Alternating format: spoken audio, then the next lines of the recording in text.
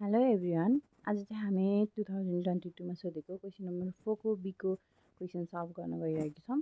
क्वेसनमा हामीलाई एउटा masonry pile दिएको छ जुनको ब्रेथ विथ भनेको 3 मिटर 4 मिटर दिएको छ। विथ सेन्टरदेखि 2 मिटर अनि त्यसपछि डेप्थ भनेको हाम्रो सेन्टरदेखि एउटा कर्नरसम्म 1.5 मिटर। अब हामी क्वेसन सल्भ गर्नतिर लागौँ। हामीलाई सुरुमा दिएको छ त्यही विथ भनेको 4 मिटर अनि डेप्थ दिएको छ 3 मिटर। हामी फर्स्टमा चाहिँ एरिया निकाल्छौँ। यसको एरिया आयो 12 मिटर स्क्वायर अनि हामीलाई दिएको छ पोइन्ट लोड जुन भनेको 40 किलोन्युटन। पोइन्ट लोड पी जुन भनेको 40 किलोन्युटन क्वेसनले दिएको छ। अब चाहिँ हामी इसेन्ट्रिसिटी भनेको चाहिँ सेन्टरदेखि त्यो पोइन्ट लोडसम्मको डिस्टेन्स। सो हामी अब लेखौँ eccentricity of load about X axis जुन भनेको इएक्स हो। त्यो भनेको चाहिँ हाम्रो दिएको छ 0.5 मिटर अनि eccentricity of load about Y axis त्यो भनेको चाहिँ 1 मिटर दिएको छ। अब हामी मोमेन्ट अफ लोड निकाल्छौँ about X axis and about Y axis. Moment of load about X axis भनेको एमएक्स जुन भनेको load into eccentricity of load about X axis त्यो चाहिँ आउँछ हाम्रो 20 किलोन्युटन मिटर। सिमिलरली एमवाई भनेको moment of load about Y axis त्यो भनेको load point load into eccentricity of load about Y axis त्यो भनेको आउँछ 40 kilonewton metre.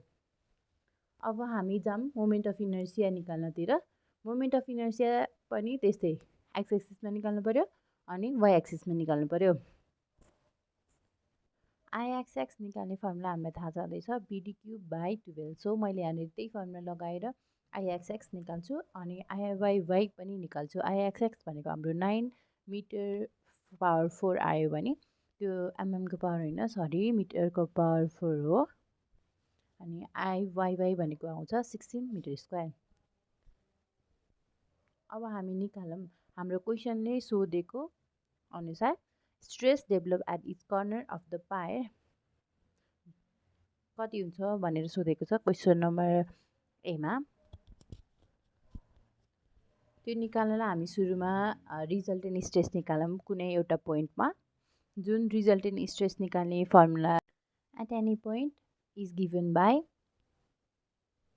P by A plus MY into X by IY plus MX into Y by IXX. यो चाहिँ हाम्रो resultant stress निकाल्ने formula हो कुनै एउटा पोइन्टमा। अब हामी त्यो हरेक कर्नरमा निकाल्छौँ स्ट्रेस। सुरुमा हामी पोइन्ट पीमा निकालौँ। पोइन्ट पीमा एक्स भनेको -2 हुन्छ अनि वाइ भनेको -1.5 हुन्छ।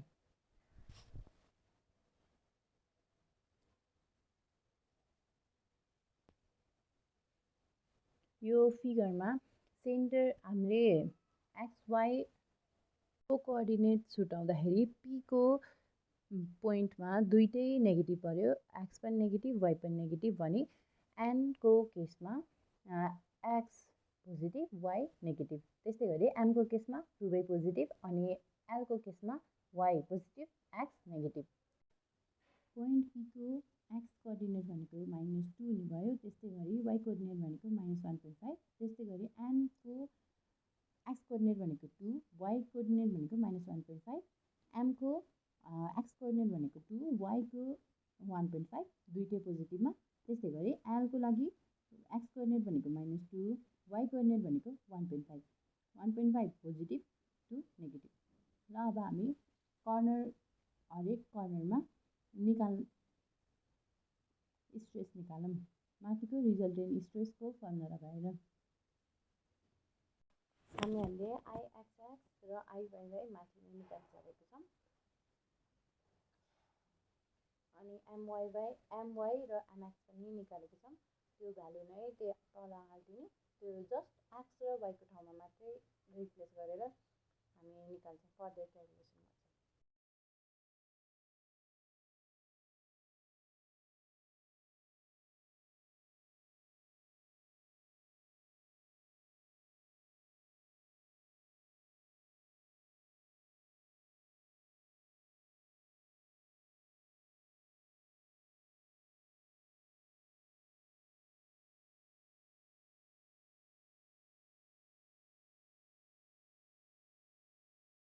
त्यसपछि हामीलाई सेकेन्डमा सोधेको छ additional load what additional load should be place at the centre of the pipe so that there is no any tension anywhere in the pipe section.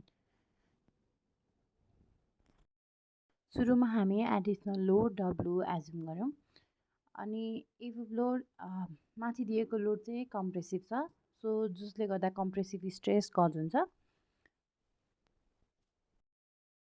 Cause भएको कम्प्रेसिभ स्ट्रेसलाई चाहिँ हामी लोड बाई एरियाले क्यालकुलेसन गर्छौँ। Area भनेको हामीले अब माथि निकालेको थियौँ 12 मिटर स्क्वायर। यहाँबाट हाम्रो कम्प्रेसिभ स्ट्रेस यदि हामीले लोडलाई सेन्टरमा राख्यौँ भने यसले चाहिँ युनिफर्म कम्प्रेसिभ स्ट्रेस प्रड्युस गर्छ पाएको सेक्सनतिर। तर हामीलाई थाहा छ टेन्साइल स्ट्रेस एट पोइन्ट पीको चाहिँ म्याग्निट्युड कति हो 5 kilonewton per metre. So that compressive stress due to load W should be equal to the tensile stress at point P. त्यो भनेको हामीले माथि निकालेको कम्प्रेसिभ स्ट्रेस चाहिँ यो टेन्साइल स्ट्रेस एट पोइन्ट पीमा पीसँग इक्वल हुनु पर्यो। सो W/12 = 5 जहाँबाट हामीले डब्लुको भ्यालु निकाल्छ। हामीलाई थर्ड पोइन्टमा सोधेको छ stresses at the corner with additional load at centre भनेर सोधेको छ। कर्नरमा स्ट्रेस निकाल्नु पर्यो एडिसनल लोड सेन्टरमा राखेर भनेपछि सुरुमा हामी निकाल्छौँ stress due to additional load जुन भनेको हामीले निकालेको थियो माथि कम्प्रेसिभ स्ट्रेस W/12 निकाल्थ्यो त्यसमा डब्लुको भ्यालु राखेर जुन लोड आउँछ त्यो भनेको stress due to additional load हो। त्यो चाहिँ हाम्रो कम्प्रेसिभमा आउनुभयो। त्यसपछि हामी निकाल्छौँ to find stress at each corner with this additional load.